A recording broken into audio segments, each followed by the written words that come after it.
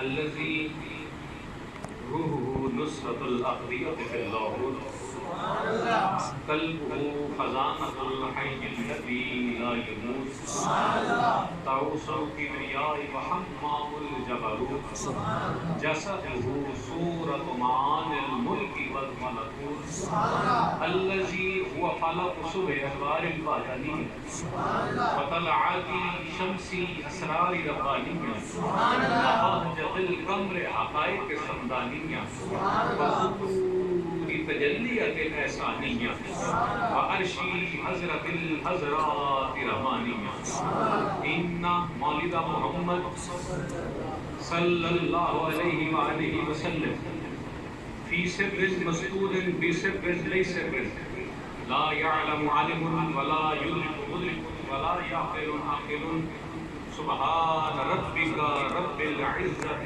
عما يصفون وسلام على المرسلين والحمد لله رب العالمين. قال الله تبارك وتعالى في كلامه المجيد وهو أصدق القائلين وقوله الحق قل لا أسألكم عليه أجرا إلا المودة في القربى صدق الله العظيم. ان اللہ وملائکتہ یصلون علی النبی یا ایھا الذین آمنوا صلوا علیہ وسلموا تسلیما الصلاۃ والسلام علیک یا رسول اللہ وعلى آلك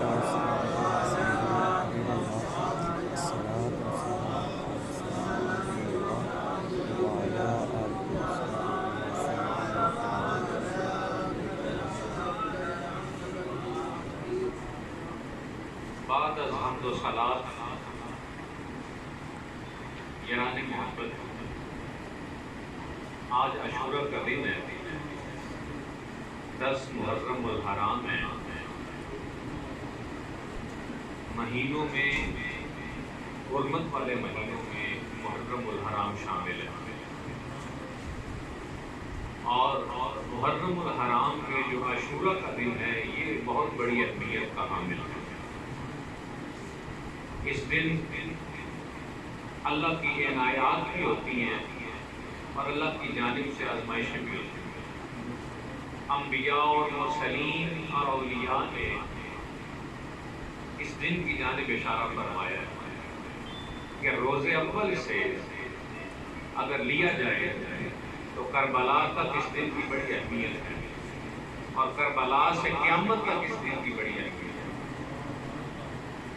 کہ عاشورہ کے دن حضرت آدم علیہ السلام کو پیدا کیا گیا، عاشورہ کے دن ہی آپ کا انتقال ہوا، اسی دن حضرت آدم کی توبہ کو قبول کیا گیا، اسی دن حضرت یونس کو مچھلی کے پیٹ سے نکالا گیا، اسی دن حضرت یوسف کی جناب یعقوب علیہ السلام کے ساتھ ملاقات کروائی، اسی دن حضرت ابراہیم کو پیدا کیا گیا، اور بے شمار ایسی مثالیں ہیں کہ جن کو میں گنتا چلا جاؤں تو یہ دن انبیاء سے منسوب ہے. اور عاشورہ کے دن ہی حضرت امام علی مقام حضرت امام حسین نے جام شہادت نوش کیا، اور یہی دن ہوگا، سرکار مدینہ علیہ السلام کا فرمان ہے کہ عاشورہ کا دن ہوگا اور دن ہوگا جمعۃ المبارک، اور اللہ کے حکم سے سور پھونک دیا جائے گا اور قیامت برپا ہو جائے گی. اسی دن بندوں نے دوبارہ قبروں سے نکالا جانا ہے، اسی دن میدان محشر کو سجایا جانا ہے، اسی دن رب کے حضور حاضر ہونا ہے، اور یہ دن بڑی اہمیت کا حامل ہے. آج کے اس پروگرام کی آرگنائزیشن جو ہے وہ ہمارے گلبرگ سٹی کے ممبران ان کی جانب سے ہے. کیونکہ دن ایسا ہے تو مبارک کا لفظ تو استعمال نہیں کروں گا، لیکن یہ کہوں گا کہ اچھی بات ہے کہ وہ جو ہمارے اسلاف کی یادیں جو وابستہ ہیں ہمارے ساتھ، ہم نے ان کے آغاز کو عاشورہ کے دن سے شروع کیا ہے، اور امید ہے اور دعا ہے کہ اس نظام کو جو آج کے دن شروع کیا ہے تادم زندگی تادم آخر میرا اللہ قائم و دائم رکھے. ساتھیوں کو، بھائیوں کو جزائے خیر، اجر کثیر اور اجر عظیم عطا فرمائے۔ دل کی بات پوچھیں تو دل بھرا پڑا ہے کہ دل نہیں چاہ رہا کہ بات کی جائے، لیکن پھر کیا کریں؟ اگر بات بھی نہ کریں تو پھر کریں کیا؟ کہ ان کی بات کے بغیر پھر بات بنتی بھی نہیں، اور کیا کریں؟ ان کے ذکر کا حق تو ادا نہیں کر سکتے، لیکن جس طرح جناب یوسف علیہ السلام کے خریداروں میں وہ مائی کٹی لے کے کھڑی تھی، تو کسی نے کہا مائی بیماری ہو گئی ہے، ادھر سونے چاندی تل گئے ہیں اور یوسف کا حسن جو ہے اس کی ذات نہیں برداشت ہو رہی، اور تم یہ دھاگے کی اٹی لے کے خریداروں میں کھڑی ہے۔ اس نے کہا مجھے پتا ہے کہ میں یوسف کو خرید نہیں سکتی، لیکن یہ میرا ایمان ہے کہ محشر کے دہاڑے جب اللہ کہے گا کہ یوسف کے خریدار آ جائیں، تو جہاں بڑے بڑے مالدار ہوں گے وہاں پہ میں مسکین کی اٹی لے کے آ جاؤں گا۔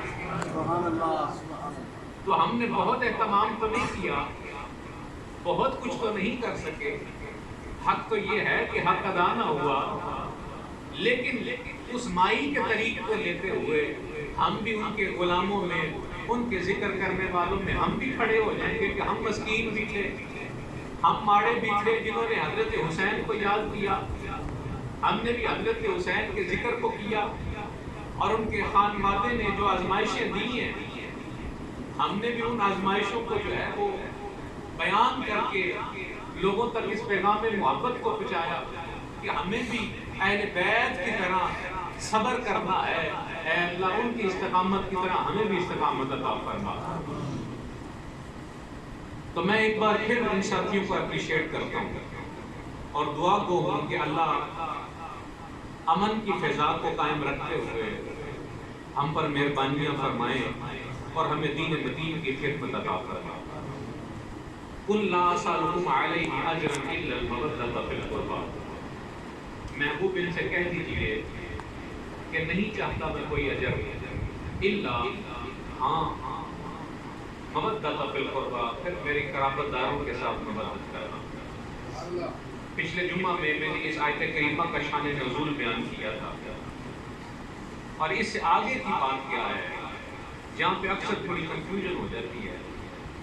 تو ایک رسالہ میری نظر سے گزرا ہے، تو انہوں نے بڑا زبردست قسم کا مواد جمع کر کے تو ایک چھوٹے سے کتابچے میں بند کر دیا ہے۔ تو میرا جی چاہتا ہے کہ میں پھر وہاں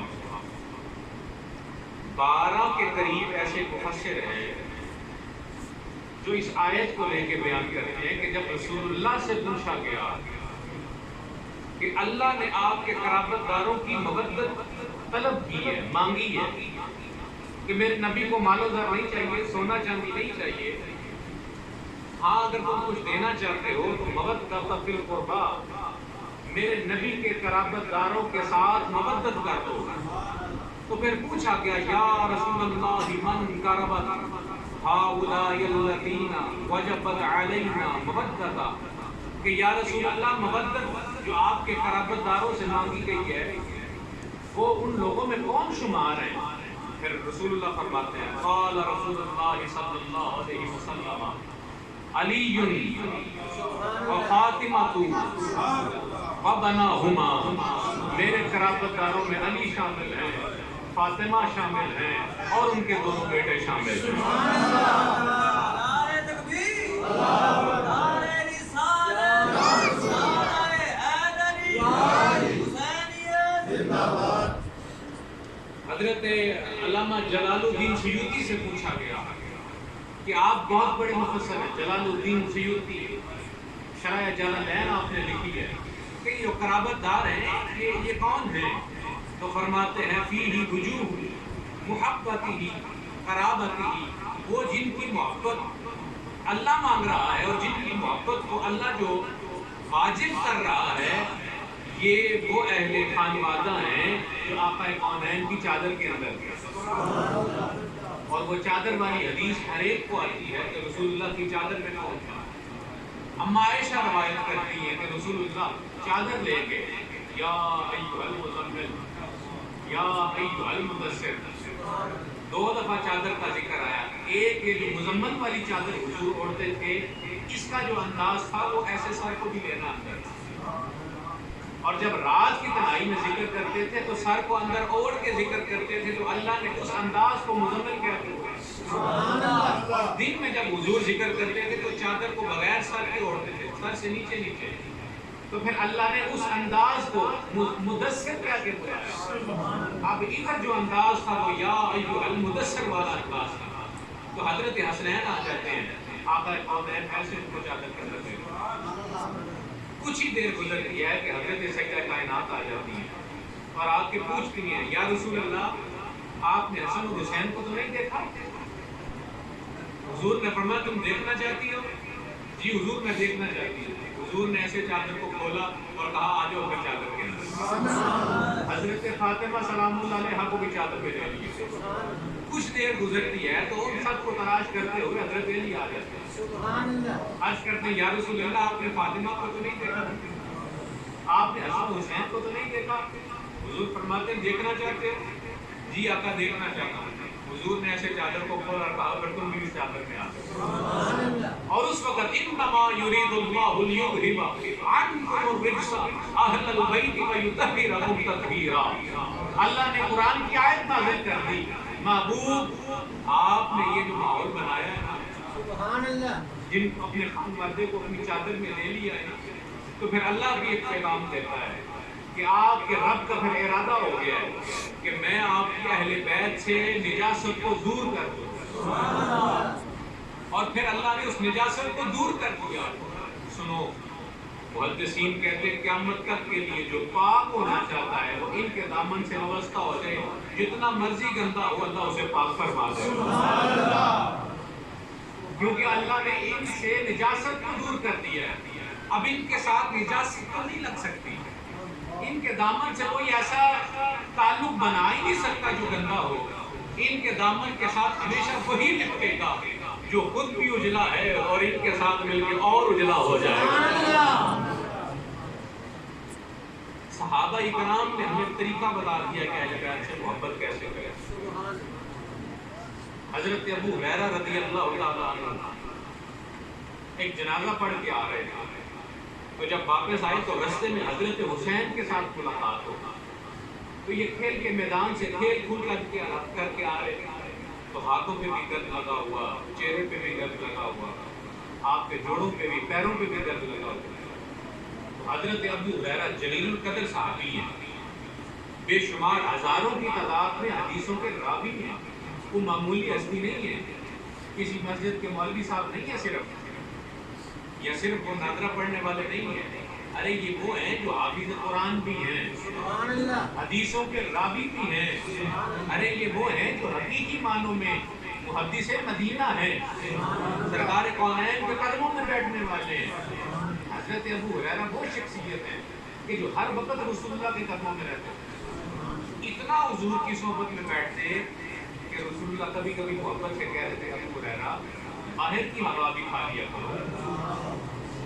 تو کہتے ہیں جب حضور نے یہ فرمانا تو میں نے اٹھنا اور باہر چلے جانا، اور باہر سے پھر میں نے فوراً واپس آ جانا. رسول اللہ نے فرمایا بس ہوا لے آئے؟ یا رسول اللہ لے آیا. حضور نے فرمایا تھوڑا وقفہ کیا کرو. ابو ہریرہ وقفے سے محبت بڑھتی ہے. عرض کرتے ہیں یا رسول اللہ کیا کروں، اس دل کو کون سمجھائے، یہ دل آپ کی جدائی برداشت نہیں کرتا. میرا جی چاہتا ہے کہ ہمیشہ آپ کے قدموں سے لپٹا رہوں. وہ ابو ہریرہ ہے جو رسول اللہ کی خدمت میں رہنے والے. اب مجھے بتاؤ جو حضور کی خدمت میں رہتا ہے وہ یقیناً حضور کے کام کاج بھی کرتے ہوں گے، حضور کا انداز تکلم بھی دیکھتے ہوں گے، حضور کا انداز محبت بھی دیکھتے ہوں گے. تو پھر ان سے بڑھ کے تو کوئی بھی نہیں تھا جانتا کہ میرے آقا کو حسن اور حسین کے ساتھ کتنی محبت ہے. یہ ہے وہ حضرت ابو ہریرہ جن کو حضور محبت سے کہتے ہو بلیوں کے باپ. او بلیوں کے باپ، وہ بلیوں کا باپ آ گیا اور ان کا پھر نام بھی ابو ہریرہ پڑ گیا. کسی کو ان کے اصلی نام کا نہیں پتا، سب ابو ہریرہ ہی کہتے ہیں، اس لیے کہ سرکار نے فرمایا تھا یہ ابو ہریرہ.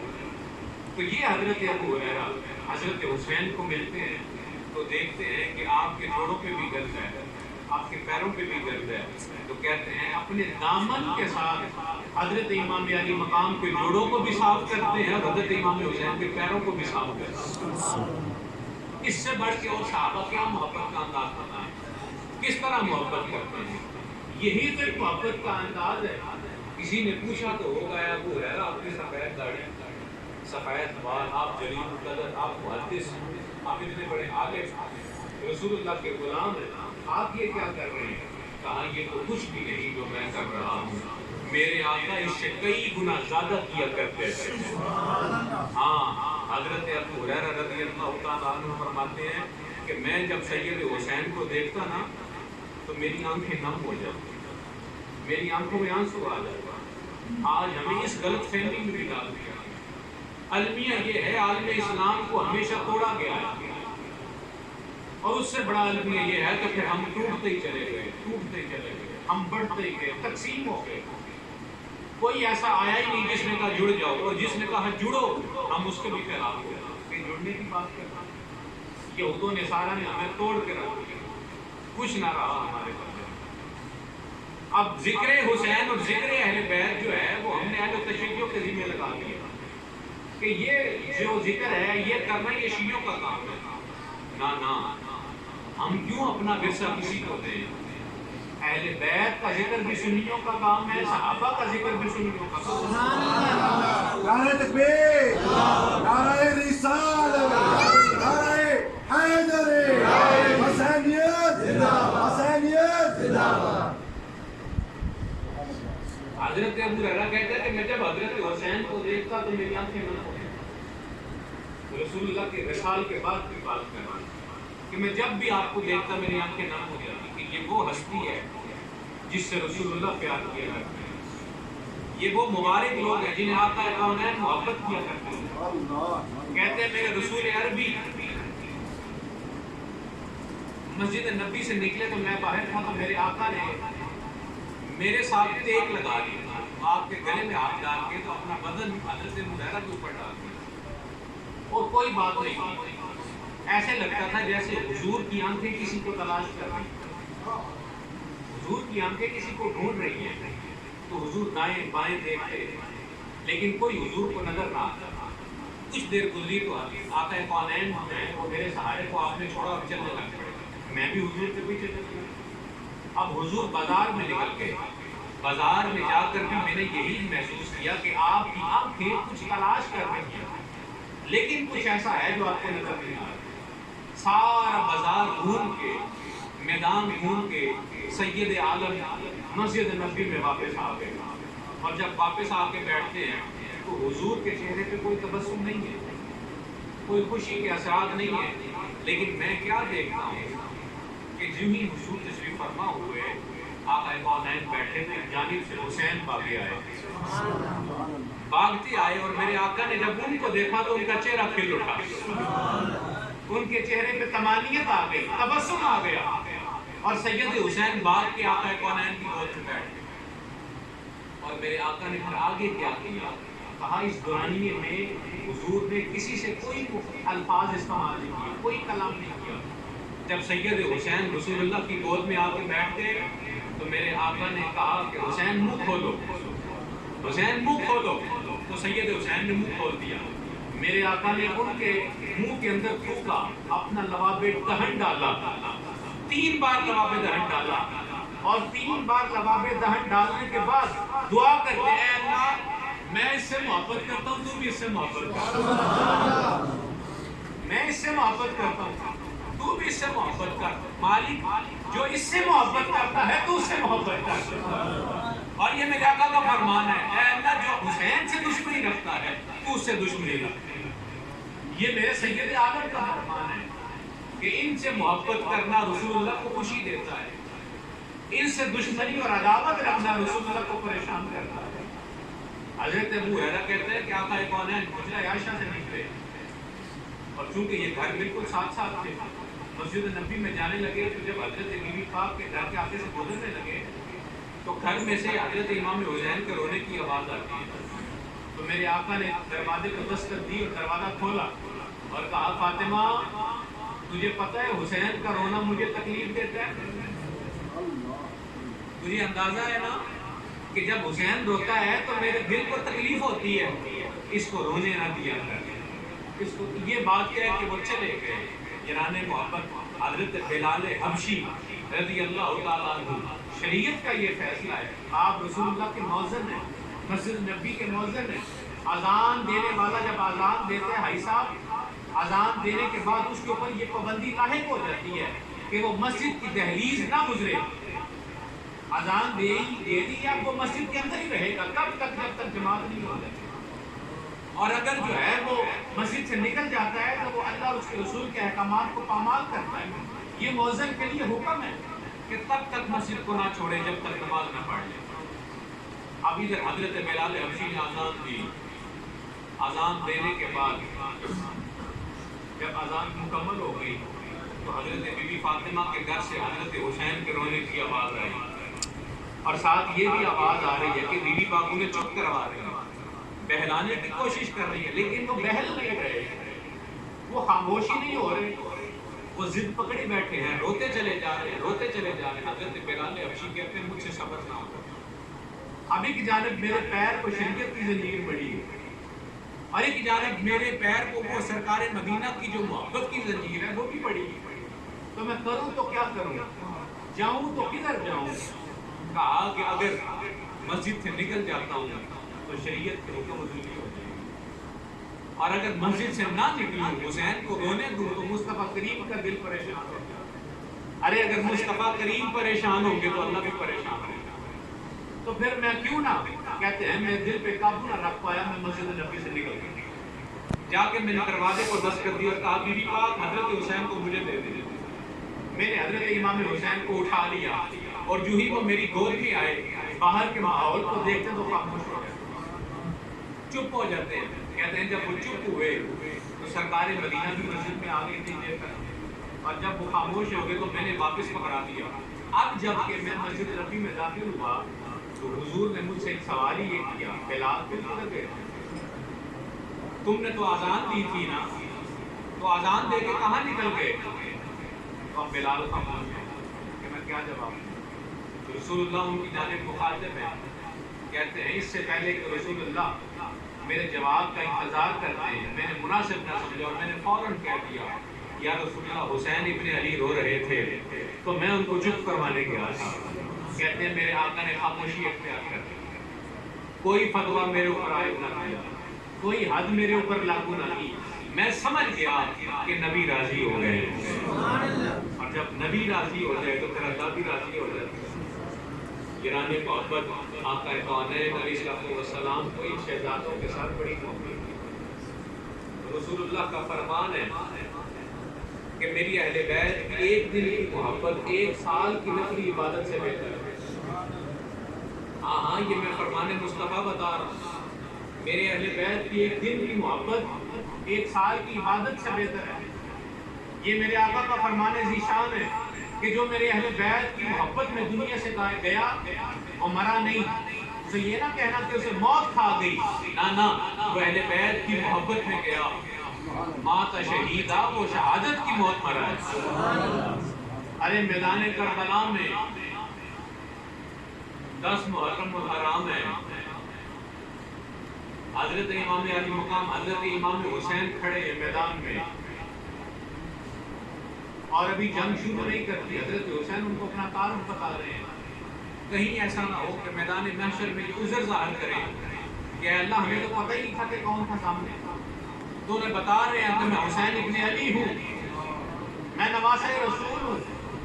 ارے جس نبی کا تم قرآن پڑھتے ہو میں اس نبی کا نواسہ ہوں۔ تو وہ آگے سے جواب کیا دے رہے ہیں، حسین جلدی کیجئے، یا تو بیعت کیجئے، اگر بیعت نہیں کرنی تو پھر میدان عمل میں اتریے، ہم نے جمعہ پڑھنا ہے، توجہ ہے، ہم نے جمعہ پڑھنا ہے، ہمارے جمعے میں تاخیر ہو جائے گی، اگر بیعت کرنی ہے تو بیعت کریں، یا اگر آپ نے جنگ کرنی ہے تو جنگ کریں، دونوں کاموں میں سے ایک کام کر رہے ہیں، ہم نے نماز ادا کرنی ہے۔ کون سی نماز؟ کون سی نماز؟ جس نماز میں کہیں گے اللہم صلی علی محمد وعلی آل محمد، کون سی نماز؟ اس نماز کی بات کر رہے ہو کہ جس نماز میں تم نے اسی آل پہ درود بھیجنا ہے اور اسی آل کو کہہ رہے ہو کہ ہمیں جمعہ پڑھنا جلدی کریں، جو آپ نے کاٹنے کٹوانے کا کام کرنا ہے وہ کروائیں تاکہ ہم نماز ادا کریں۔ حضرت ابن عمر رضی اللہ تعالیٰ عنہ صحابہ کہتے ہیں کہ ایک شخص کوفہ کی جانب سے آیا اور آ کے سوال کرتا ہے کہ ابن عمر آپ بہت بڑے محدث ہیں، حدیثوں کو جانتے ہیں، تو مجھے بتائیں اگر مچھر کا خون آپ کے لباس کو لگ جائے تو کیا نماز ہو جائے گی؟ تو ابن عمر مسکرا کے کہتے ہیں دیکھو یہ مچھر کی بات کر رہا ہے کہ اگر مچھر کا خون لباس پہ لگ جائے تو نماز ہو جائے گی، جبکہ ان کے دامن پہ سید حسین کا خون لگا ہوا، جبکہ انہوں نے امام حسین سے بے وفائی کی ہے اور ہم سے پوچھ رہے ہیں کہ مچھر کا خون کپڑوں پہ لگا ہو تو نماز ہو جائے گی۔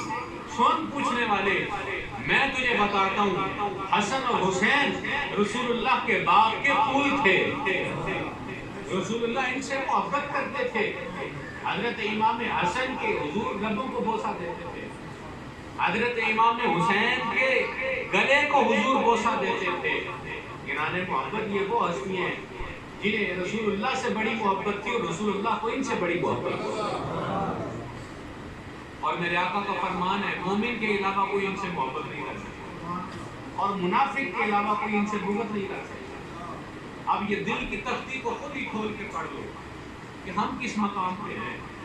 اگر تیرے دل میں ان کی محبت نہیں تو اللہ سے توبہ کر اور توبہ کرنے کے بعد رجوع کر اور اللہ سے دعا کر، اے اللہ مجھے ان سے محبت کی توفیق عطا فرما۔ ہاں یہ حضرت ابوبکر صدیق کا طریقہ ہے۔ سبحان اللہ۔ حضرت ابوبکر صدیق فرماتے ہیں سنو زمانے والوں، کوئی بھی حسن اور حسین سے بغض نہ رکھے۔ ابوبکر صدیق کہہ رہے ہیں کہ میں حکم جاری کرتا ہوں کہ ہر مومن جو ہے وہ ان کی حفاظت کرے، ان کو کوئی ایذا نہ پہنچائے، کوئی تکلیف نہ پہنچائے۔ کسی نے پوچھا ابوبکر صدیق آپ یہ کیوں کہہ رہے ہیں؟ کہا اس لیے کہہ رہا ہوں کہ جب یہ پریشان ہوتے ہیں تو مصطفیٰ کریم پریشان ہوتے ہیں، جب یہ خوش ہوتے ہیں تو مصطفیٰ کریم خوش ہوتے ہیں۔ اور سنو ان کی محبت رسول اللہ کی محبت ہے اور رسول اللہ کی محبت اللہ کی محبت ہے۔ میرے آقا کا فرمان ہے، حضور فرماتے ہیں کہ اللہ سے محبت کرو اس لیے کہ تم اللہ کی نعمتیں کھاتے ہو، پانی پیتے ہو، ہوا کھاتے ہو، خوراک کھاتے ہو، بیج بوتے ہو اور میوے اگل دیتی ہے زمین۔ یہ کس کا حکم ہے؟ اللہ کا حکم ہے۔ کہا اللہ سے اس لیے محبت کرو کہ اللہ کی نعمتیں کھاتے ہو اور مجھ سے اس لیے محبت کرو کہ میں اللہ کا بندہ ہوں، میں اللہ کا رسول ہوں، میں اللہ کا بھیجا ہوا ہوں، اور میری اہل بیت سے اس لیے محبت کرو کہ وہ میرے گھر میں رہتے۔ ارے یہاں پہ تو کوئی اور عذر بہانہ رہا ہی نہیں کہ ہم یہ دیکھیں کہ یہ نمازی ہیں، یہ حاجی ہیں، یہ قاری ہیں، یہ حافظ ہیں، یہ نہیں ہیں۔ ارے یہ گنہگار بھی کیوں نہ ہو، ہم ان سے محبت اس لیے کریں گے کہ یہ رسول اللہ کا خون ہے۔ یعنی محبت ہمیں حکم دیا گیا ہے کہ ہم ان سے محبت کریں، اور اگر ہم ان سے محبت نہ کریں گے تو رسول اللہ ہم سے ناراض ہو جائیں گے۔ میرے آقا نے فرمایا ہے کہ میری اہل بیت کی ایک دن کی محبت ایک سال کی عبادت سے بہتر ہے۔ یعنی محبت حضرت ام فضل رضی اللہ تعالی عنہ فرماتی ہیں کہ میں نے خواب دیکھا اور خواب میں کیا دیکھتی ہوں، رسول اللہ کے جسم کا ایک ٹکڑا حضور کے جسم اطہر سے جدا ہوا اور میری جھولی میں آ گیا۔ میں جو ہی اٹھی تو میں بھاگی رسول اللہ کے بارے میں عرض کی یا رسول اللہ میں نے بہت خطرناک خواب دیکھا ہے، بہت برا خواب دیکھا ہے۔ رسول اللہ نے فرمایا بیان کرو۔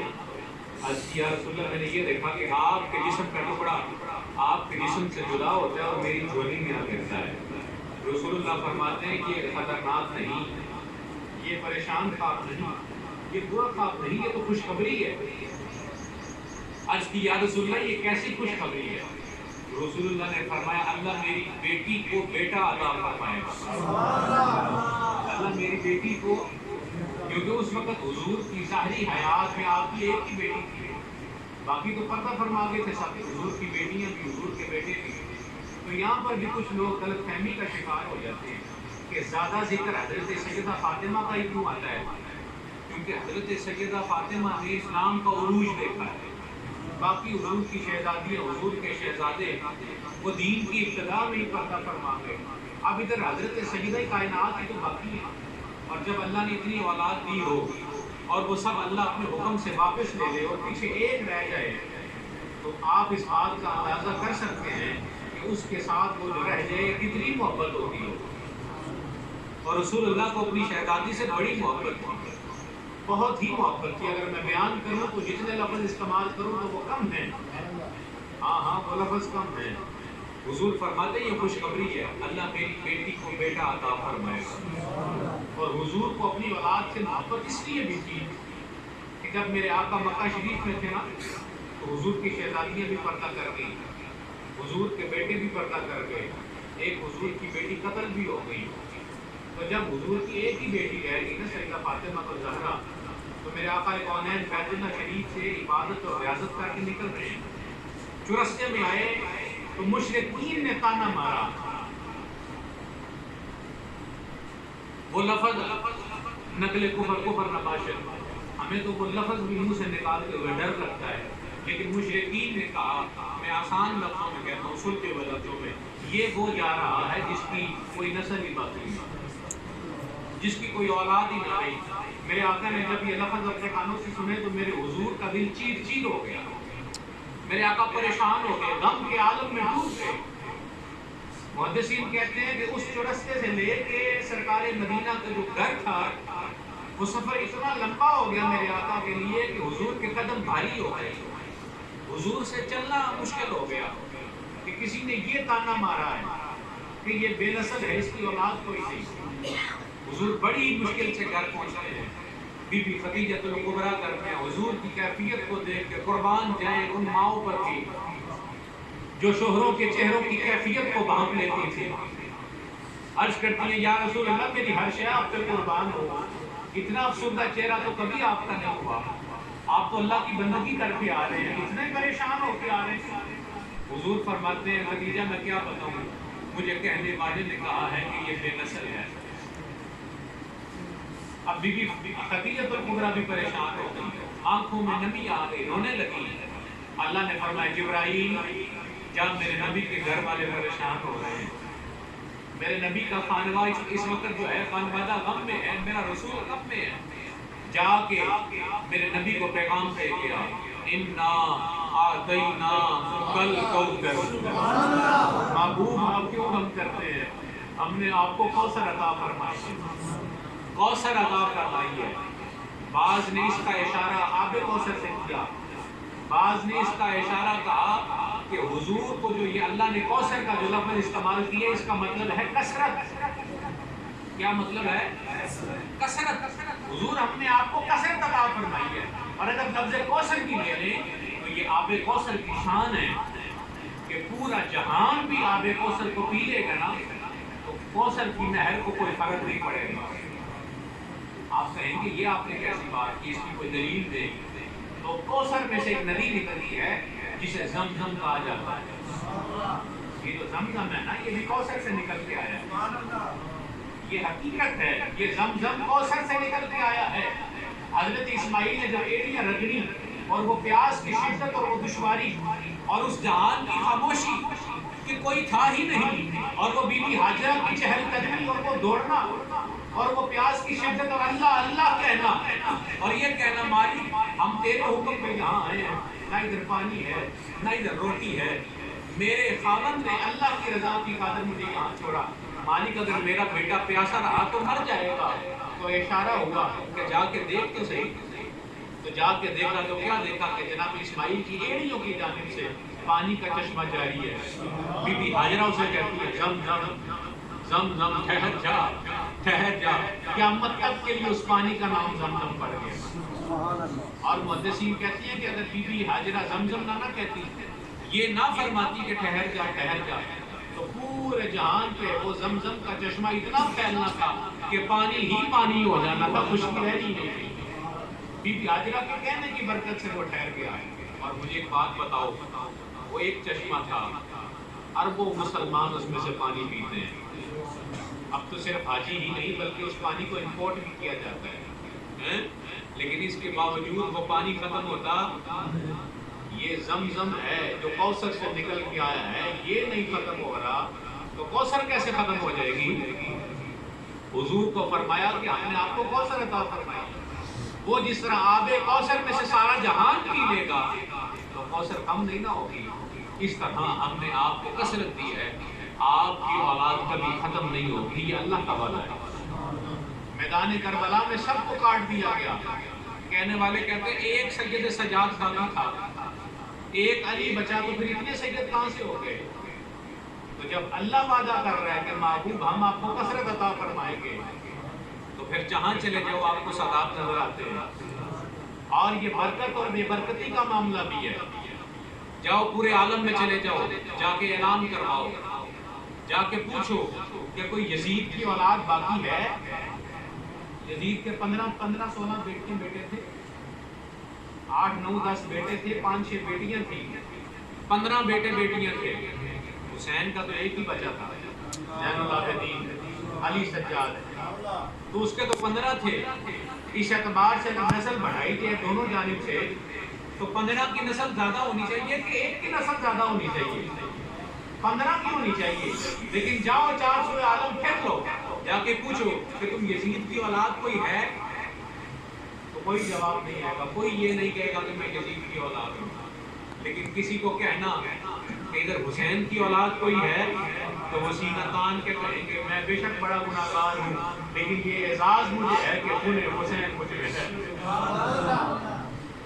یہ اس حضور علیہ السلام کی بارگاہ میں جو اللہ کی بشارت آئی تھی، محبوب پریشان نہ ہو، اِنَّا أَعْطَيْنَاكَ الْكَوْثَرَ فَصَلِّ لِرَبِّكَ وَانْحَرْ إِنَّ شَانِئَكَ هُوَ الْأَبْتَرُ۔ یہ جو آپ کو کہتے ہیں نا بے نسل، آپ کے رب نے ان کی جڑ کاٹ دی اور پھر ان کا نام لینے والا کوئی بھی نہیں۔ جس نے رسول اللہ سے دشمنی کی اللہ نے اس سے دشمنی کی، اللہ نے ان کا نام و نشان مٹا دیا۔ تو ام فضل کہتی ہے کہ رسول اللہ نے فرمایا کہ خوشخبری ہے، اللہ میری بیٹی کو بیٹا عطا فرمائے گا اور وہ بیٹا تمہاری گود میں پرورش پائے گا۔ ام فضل کہتی ہے کہ میں راضی ہو گئی، ام فضل بن حارث نے خوش ہو گئی، کہتے ہیں کچھ عرصہ گزرا تو حضرت بی بی فاطمہ کے حضرت حسین کی ولادت ہوئی اور رسول اللہ نے فرمایا کہ جاؤ ام فضل بن حارث کو بلا کر لاؤ، کہا مجھے بلا کر لایا کر۔ رسول اللہ نے فرمایا جو تم نے خواب دیکھا تھا وہ پورا ہو گیا اور یہ لے حسین ابن علی کی پرورش تیری گود میں ہوگی۔ کہتے ہیں میں حسین ابن علی کی دائی بن گئی، میں نے ان کو پالا، اب جب کہ وہ تھوڑے بڑے ہو گئے تو میں رسول اللہ کی بارگاہ میں ان کو چھوڑنے گئی، اس لیے کہ رسول اللہ نے ہی میری گود میں ان کو ڈالا تھا، اب میں رسول اللہ کو ہی واپس جا کے کروں گی۔ تو جب آقا کونین کی گود مبارک میں حضرت حسین کو جا کے ڈالا گیا تو جب حضرت آقا کونین نے حضرت امام حسین کا چہرہ دیکھا، میں فضل کہتی ہیں کہ میں نے جب حضور کا چہرہ دیکھا تو میں کیا دیکھتی ہوں کہ حضور علیہ السلام کی آنکھوں میں نمی ہے، حضور کی آنکھوں میں آنسو ہیں جو بہہ رہے ہیں، یہ وہی آنسو ہیں جو حضرت ابو ہریرہ نے دیکھے تھے۔ اور پھر ابو ہریرہ کہتے ہیں پھر میں بھی حضرت حسین کو دیکھ کر رویا کرتا تھا۔ حضرت امام احمد بن حنبل کہتے ہیں، یہ فقہ کے چوتھے امام ہیں، بہت بڑے فقیہ ہیں، امام احمد بن حنبل کہتے ہیں کہ آقا کونین سے میں روایت کرتا ہوں، رسول اللہ کا فرمان میں تجھے بتاتا ہوں کہ حضور نے فرمایا میری اہل بیت کے لیے، میری اہل بیت کی محبت میں اگر کسی کی آنکھ سے ایک آنسو نکلتا ہے تو اللہ اس ایک آنسو کی برکت سے تمام گناہوں کو مٹا دے گا، بلکہ اللہ اسے جنت عطا فرما دے گا۔ یہ رونا شیعوں کا کام نہیں ہے، وہ تو ان بیچاروں کو تو پتہ نہیں ہے کہ کرنا کیا ہے اور کس طرح کرنا ہے، یہ محبت کے آنسو ہیں۔ ارے اولاد والدین سے جدا ہو جائے نا، چاہے اسٹڈی ویزے پہ یا آسٹریلیا چلی جائے تو جاتے تو پڑھتے ہیں نا وہ، اور پھر وہاں سے لمبے لمبے نوٹ کما کے ماں کو بھیجتے ہیں، لیکن اس کے باوجود ماں کی آنکھوں میں نمی رہتی ہے۔ پوچھنے والے پوچھتے ہیں کہ بہن جی خیر ہے، ادھر چنگے بھلے پیسے بھی کما رہے ہیں، تسی پھر بھی روندے ہو، اور ان کا پیسے ہم کی کرنا ہے، میں تو جدائی کو رونی ہے۔ تو وہ جو جدائی کا غم ہے جو ماں کو اولاد کا ہے، اولاد کو ماں باپ کا ہے، ارے اگر ان رشتوں میں جدائی برداشت نہیں، آنکھوں میں نمی آتی ہے، تو اللہ نے اور اللہ کے نبی نے تو حکم دیا ہے کہ میں دین کو مکمل کر کے جا رہا ہوں، دو چیزیں چھوڑ کے جا رہا ہوں تمہارے درمیان، قرآن کو چھوڑ کے جا رہا ہوں، اہل بیت کو چھوڑ کے جا رہا ہوں۔ ان دو چیزوں کو رسول اللہ تمہارے درمیان چھوڑ کے گئے ہیں، اور ہم ان سے محبت نہ کریں۔ امام احمد بن حنبل کہتے ہیں کہ جو ان کی محبت میں ایک آنسو بہائے گا اللہ اسے جنت عطا فرمائے۔ ان میں فضل کہتی ہیں کہ جب میں نے رسول اللہ کو دیکھا کہ ان کی آنکھوں میں نمی ہے تو میں نے پوچھا یا رسول اللہ خیر ہو، آپ کی آنکھوں میں نمی، آپ افسردہ ہیں، آپ پریشان ہیں؟ حضور ہمارے ماں باپ آپ پر قربان ہو، ہم آپ کو غم کی حالت میں نہیں دیکھ سکتے۔ تو آقا کونین نے فرمایا مجھے جبرائیل نے آ کے بتایا ہے کہ میرا یہ جو بیٹا ہے حسین، میری امت اس کو شہید کر دے، اور اس میدان کی مٹی بھی مجھے لا کر دی گئی ہے، اس میدان کی سرخ مٹی ہے، میں اس لیے روتا ہوں کہ میرا یہ بیٹا شہادت پائے گا۔ یعنی محبت آج ہم اس حسین ابن علی کی یاد میں بیٹھے ہیں جنہوں نے جان کی پرواہ نہیں کی لیکن دین کی بقا کی فکر کی، وہ اللہ کی رضا چاہتے تھے۔ میں آخری بات عرض کر دیتا ہوں کہ ہم نے جو یزید سے دشمنی رکھی ہے نا، ہم نے اسے کربلا سے بعد شروع کیا ہے۔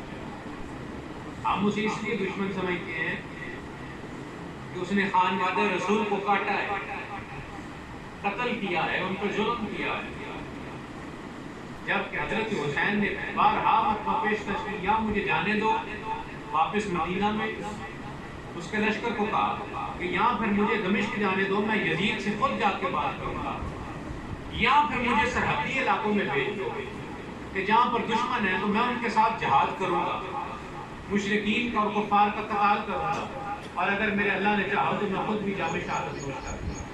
تو تین شرطوں میں سے ایک شرط مان لو، لیکن کہا گیا نہیں، مدینے بھی نہیں جانے دیں گے، دمشق بھی نہیں جانے دیں گے، اور سرحدی علاقوں میں بھی نہیں جانے دیں گے۔ دو ہی باتیں ہیں، یا جنگ کرو یا بیعت کرو۔ تو پھر حضرت امام حسین نے کہا کہ میں باطل کے ہاتھ پہ بیعت نہیں کروں گا، اور بیعت کیوں نہیں کی؟ میں عرض کر رہا ہوں کہ ہم نے کربلا سے بعد یزید کو دشمن جانا، ٹھیک ہے تم جانتے ہو، لیکن کربلا سے پہلے امام حسین کا وہ دشمن تھا، اور امام حسین اسے نہیں تھے مانتے، اس لیے ہم نے وہ کربلا سے پہلے کا جو منظرنامہ ہے اس کو بھلا دیا ہے، اور وہ جو کربلا کے بعد کا منظر ہے ہم نے اس کو یاد کر دیا ہے۔ کربلا سے پہلا کیا ہے منظرنامہ؟ وہ منظرنامہ یہ ہے کہ وہ شراب کو جائز سمجھتا تھا، وہ جھوٹ کو جائز سمجھتا تھا، وہ عورتوں کے ڈانس کو، ناچ کو جائز سمجھتا تھا، وہ دیکھتا تھا، وہ جوئے کو جائز سمجھتا تھا، وہ جانوروں کی لڑائیوں کو جائز سمجھتا تھا، اس کو حلال اور حرام کی تمیز نہ تھی، حتیٰ کہ بدکاری کو بھی اس میں بھی وہ رعایت برتتا تھا کہ اسلام میں ان چیزوں کی رعایت ہے، اور وہ شریعت کی آڑ لے کے اور ان تمام امور پہ وہ نرمی رکھتا تھا۔ حضرت حسین نے کہا کہ اگر تو میرے نانا مصطفیٰ کے دستور کے مطابق حکومت نہیں کرے گا تو پھر تو ہمارا کچھ نہیں لگتا، ہم تیرے کچھ نہیں لگتے، اور اگر تو نانا مصطفیٰ کے دستور اور شریعت کے مطابق زندگی کرے، حکومت کرے، تو پھر ہم تیرا ساتھ دیں گے۔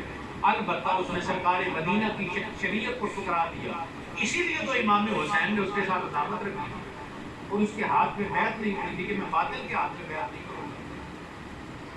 اور ہم نے یہ قتل حسین کو یاد کر لیا اور یزید کو برا بلا کہتے ہیں اس لیے کہ اس نے امام حسین کو قتل کیا ہے، لیکن ہم نے اس چیز کو بھلا دیا کہ وہ جس صف میں حضرت حسین کھڑے تھے وہ کیا ہے۔ آج ہم بے ایمانی کرتے ہیں، ہم مسلمان ہونے کے باوجود جھوٹ بولتے ہیں، ہم مسلمان ہونے کے باوجود جو ہے ایسی اشیاء کا استعمال کرتے ہیں جن کا اسلام میں ممانعت کا ہوگا، شراب کو حرام نہیں سمجھتے، بدکاری کو حرام نہیں سمجھتے، فحاشی کو فحاشی نہیں سمجھتے۔ یہ ساری چیزیں وہ جو اس بدبخت میں تھی، کیا ہم جو پردے کے پیچھے اس چیز کے ساتھ ہم حمایت کا اعلان نہیں کر رہے؟ سنو، حسینی بننا ہے تو پھر کھل ڈل کے بنو، حرام کو حرام کہو، حلال کو حلال کہو، حق کو حق کہو، نہ حق کو نہ حق کہو، دو کشتیوں کے سوار کبھی حسینی نہیں ہو سکتے. حسینی جو ہے وہ ایک کشتی کا سوار ہے جو باطل کے ساتھ ٹکرا جاتا ہے. بے شک وہ فنا ہو جائے لیکن اللہ اس کے نام کو مٹنے نہیں دیتا. تو ایران محبت اگر تم حسینی ہو تو پنجگان نماز ادا کرو، تلاوت قرآن کرو، روزہ رکھو، شریعت کی پاسداری کرو، حلال اور حرام میں فرق جانو، رزق حلال کماؤ. ہاں، اور یہ جو فحش ہے چاہے زبانی طور پہ ہو چاہے نگاہ کے طور پہ ہو، ان چیزوں سے اپنے آپ کو بچاؤ اور پردہ کرو اور حیا کو اپناؤ تاکہ تم سچے حسینی بن جاؤ. یہ نہ ہو بغل میں چھری منہ میں رام رام، زبان سے کہیں حسین لبیک لبیک حسین اور دل کے اندر وہ یزیدیت کے دار ہو تو ایسے بات نہیں کریں. اس لیے اس چیپٹر کو، اس سبق کو ذرا کھول کے سمجھنے اور سوچنے کی اور اس پہ غور کرنے کی ضرورت ہے کہ کربلا سے بعد دو ہی مذہب چلے آ رہے ہیں، دو ہی فرقے ہیں، حسینیت اور یزیدیت. ایک حق ہے اور ایک باطل ہے. دو تلواریں ایک میام میں نہیں آتی، ایک تلوار ایک میام میں آتی ہے. اس لیے حق کے حق بردار بن جاؤ، حسینی بن جاؤ اور سچے غلام بن جاؤ ان کے. رسول اللہ کی غلامی میں آ جاؤ، اللہ کی بندگی میں آ جاؤ. اللہ تجھے برکت بھی عطا فرما دے گا، عزت بھی عطا فرما دے گا. اللہ رب العزت کی بارگاہ میں دعا و التجا ہے کہ میرا مالک ہم تمام کی یہ حاضری اپنی پاک بارگاہ میں قبول و مقبول فرمائے.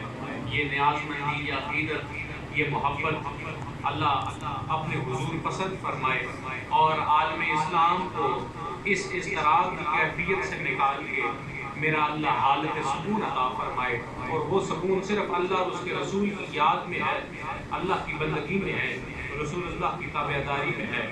تفرقے سے، فرقواریت سے، تعصب سے، نفرت سے اللہ ہمیں محفوظ فرمائے. اور وہ انداز جو ہمارے اسلاف کا انداز تھا، وہ انداز جو وحدت کا انداز تھا، اللہ ہمیں اس وحدت پہ قائم رہنے کی توفیق عطا فرمائے. اور اسی انداز پہ دین مدین کے پیغام کو، پیغام مصطفیٰ کو ہمیں پھیلانے کی میرا مالک توفیق عطا فرمائے. انداز بیان گرچہ بہت شوق نہیں، ممکن ہے تیرے دل میں اتر جائے میری بات. آمین بجاہ النبی وما علینا الا البلاغ المبین. ساتھیوں سے